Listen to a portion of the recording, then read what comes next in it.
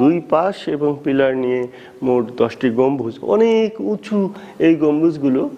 আর এত বছরের পুরনো এই মসজিদটি এখনও এত চমৎকারভাবে রয়েছে, মুসল্লিগণ নামাজ পড়েন এবং মসজিদটি দেখতে অসাধারণ। এখন এই মসজিদটির যে ডান পাশের পিলারটি রয়েছে অনেক চওড়া এবং মোটা।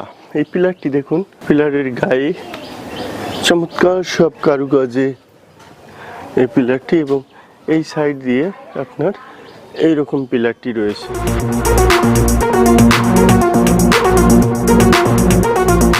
এই যে মসজিদটি দেখছেন, এগুলোর গায়ে অনেক সুন্দর সুন্দর গাঁথনি রয়েছে। আর ইটগুলো আমি এর আগেও আপনাদেরকে বিভিন্ন পর্বে বিভিন্ন জমিদার বাড়ির যে ইটগুলো, সেরকম ছোট ছোট ইটেই এই গাঁথনিগুলো রয়েছে গাইস। ডান পাশে যে দুটি পিলার রয়েছে মসজিদটির, সেই পিলারগুলো দেখাচ্ছি গাইস।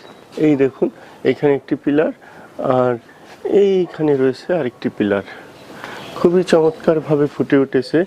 এবং আমি যদি এর পিছন সাইডে যাই, তাহলে পিছন থেকে আমি আপনাদেরকে মসজিদটি দেখাচ্ছি।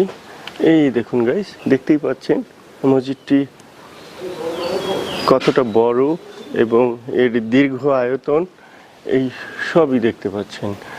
আর মসজিদের পিছন থেকে যদি আমি আপনাদেরকে দেখাই, এই যে এখানে আরেকটি গম্বুজের মতো রয়েছে।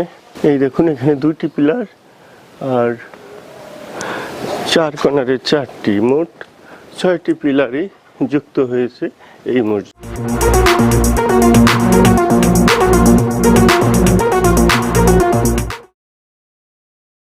মসজিদের বাম পাশে যে পিছন সাইড, সেই পিছন সাইড থেকে আমি আপনাদেরকে দেখাচ্ছি। আর ডান পাশে যে জায়গাটি রয়েছে এইরকম।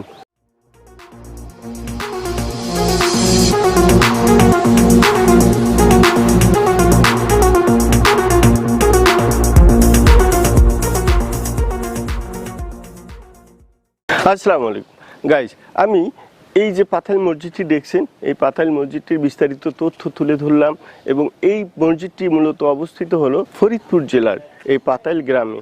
পাতাল গ্রামে এই মসজিদটি অবস্থিত এবং এটির বিস্তারিত তথ্য তুলে ধরলাম। দীর্ঘ বছর থেকে এই মসজিদটি রয়েছে এখানে। কেমন লাগলো কমেন্টসে জানান। আজকে বিদায় নিচ্ছি এই মসজিদের আঙ্গিনা থেকে। সবাই ভালো থাকবেন। আল্লাহ হাফিজ।